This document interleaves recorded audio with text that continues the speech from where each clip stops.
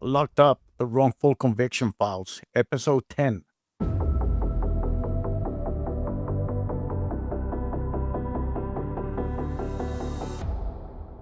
Welcome to Locked Up. This is your host, Roger Warstone.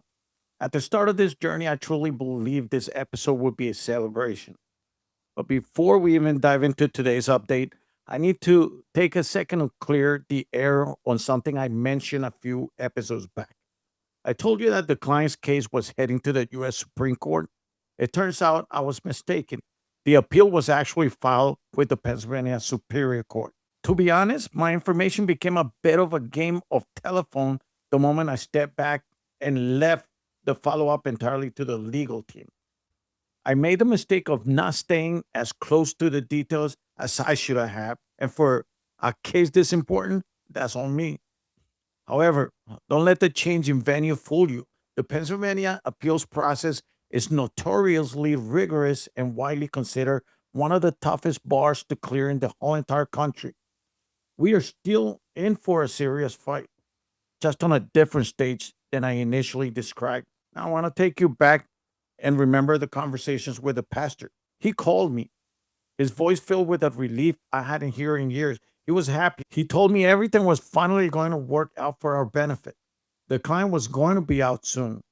We could feel the finish line. I remember attending a show recently hosted by one of the lawyers who had been working on the client's case. It was a presentation about her career, the files she had opened, the cases she had won, the battles she had fought against the police brutality and systemic corruption. It was a room full of stories, but there was one story missing from the stage.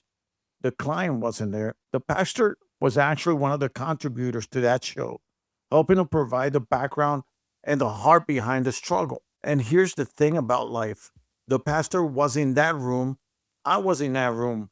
We were both there for the same purpose, breathing the same air, but we never saw each other. We passed like ships in the night. It goes to show you how in this work we can be so close to the people we're fighting alongside and still not notice them in the crowd. Then came the night of January 6th. It was about 1 o'clock in the morning, a.m. My phone lit up on the nightstand. If it had been anyone else, I would have ignored it. But when I saw it was the pastor, I knew you don't get calls at 1 in the morning with good news. I picked up, and his voice was different. He told me the news. The Superior Court had reversed the decision. The new trial was gone. I was devastated. But as the shock wore off, a cold clarity took over. I knew right away that this wasn't a failure of the truth, it was a failure of the process. I suspected right then that an insignificant paperwork mistake had been made by the lead lawyer, the same guy who spent most of his time attacking me and my investigative methods instead of listening to the facts I uncovered. I told the pastor, send me everything right now. I need every piece of paperwork they sent you, and I need to see the last appeal the lawyers put together. I stayed up, I reviewed it all, and what I found was the most important facts, the scientific truths, were left out. Today, we're going to talk about what the lawyer missed. We're going to talk about why the Pennsylvania Superior Court, not a federal court, but the state's highest appellate court, felt they could legally keep an innocent man in a cage.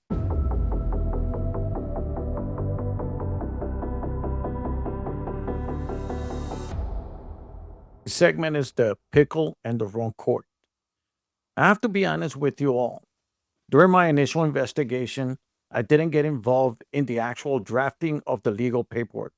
I felt it wasn't my business. My job was to find the facts, and the lawyer's job was to argue them. I left them with more than enough, a mountain of evidence. I mean, you guys just heard it. That should have ended the case because this case had taken so many turns and the client was in such a pickle trying to find newly discovery evidence to meet the strict legal deadlines. I had a misunderstanding of where we were in the process. For some reason, I thought this appeal was heading to the U.S. Supreme Court. I thought we were at the highest level of the land. But the reality was different. This was heading to the PA Superior Court and eventually the Pennsylvania Supreme Court, one step lower, but no less dangerous. And because the lead lawyer spent more time attacking my involvement than listening to the facts I had uncovered, he made an insignificant paperwork mistake that the court used as an excuse to shut the door. I told the pastor, send me everything right now. I stayed up. I reviewed the appeal the lawyers put together. And that's when I saw it. They left the science out. They fought over procedures while ignoring the laws of physics.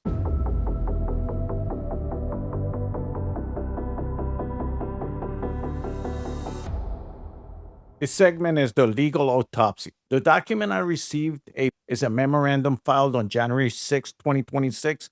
It was written by a judge. I'm not going to say his name. It is a clinical cold document that reverses the July 16, 2024 order that granted the client a new trial. The court's view on the crime? The court still relies on a narrative from December 2003. They claim the client and others intended to rob the deceased and witness A. They claim the client fired shots into the car, killing one and injuring the other, and then hit the survivor as the car pulled away. The PCRA court, the lower court, had originally granted a new trial based on two things: the detective's second misconduct. Detective 2 had a history of denying suspects their rights. The survivor signed an affidavit saying the client didn't do it. But the Superior Court picked this apart. They said Detective's 2 misconduct wasn't material because he only did the first interview where no one was identified. They basically said since he didn't lie well enough to convict him in that specific interview, his history of corruption doesn't matter. More importantly, they attacked the timing. They claim the defense wasn't diligent in finding the survivor earlier. This is a paperwork mistake. The lawyers failed to prove to the court why they couldn't reach the survivor sooner. They left a technicality override a man's innocence.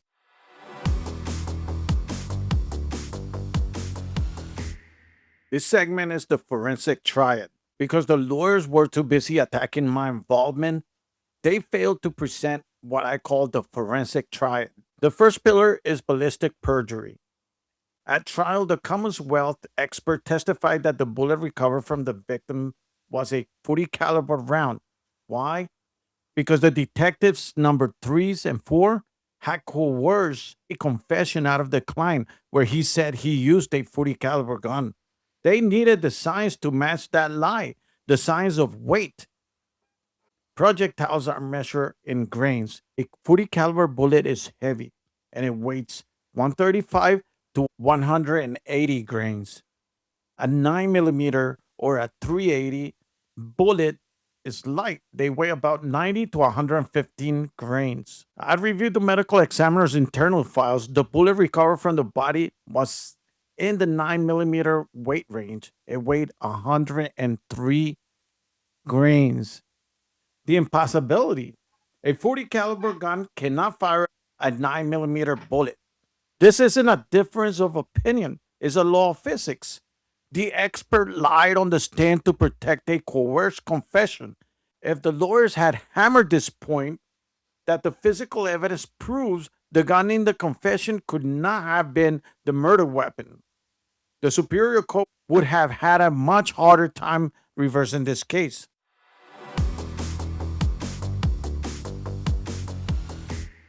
This segment is the contact wound. The second pillar is the contact wound. In the police written confession, the client supposedly fired at the car as it pulled away. This is a distance of several feet. However, the autopsy report, which I have now reviewed in full, states the fatal wound was a close contact wound. For the jury and the listeners, a contact wound means the gun was pressed against the victim's skin. The conflict? Physics tell us you cannot be standing on a sidewalk and inflict a contact wound on someone driving away in a car. It is impossible. This proves the shooter was inside the car or leaning into the window. It proves the confession is a work of fiction. The lawyers didn't focus on this. They left the court believe the confession was reliable when the autopsy proves it's a lie. This here is the weapons timeline. The third pillar is the phantom weapon. The police linked the client to a 40 caliber handgun. But when you look at the theft report for that weapon, the owner actually reported giving it to her husband 2 days after the murder. The client is being held for a crime committed with a gun that, according to official records, was still in the possession of his legal owner at the time of the shooting.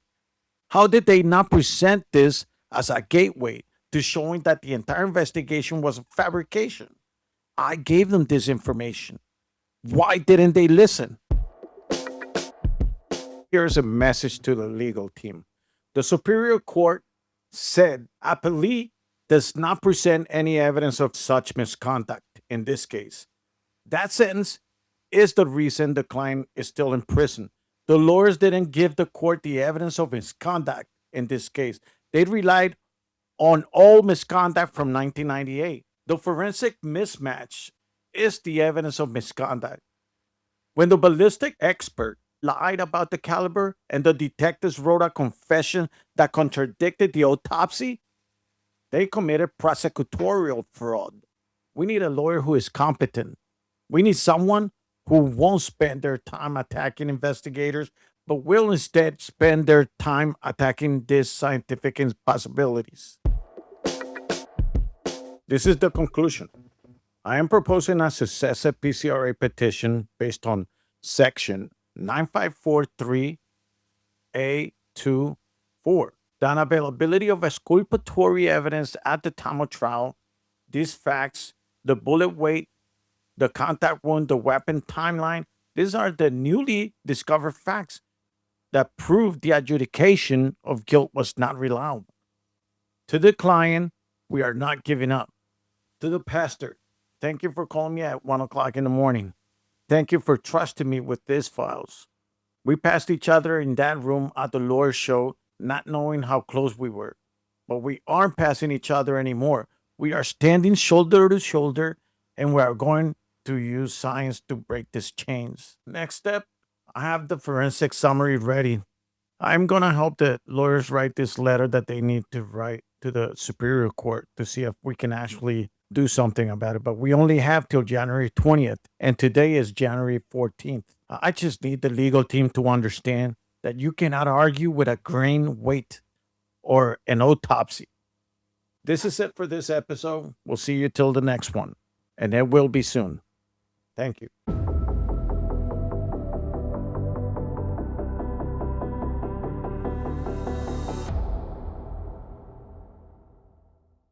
Thank you for listening to the 10th episode. Warstone Detective Agency is my company because not guilty is the only outcome that matters. While we handle a wide range of investigations, our specialty lies in the high-stakes world of criminal defense.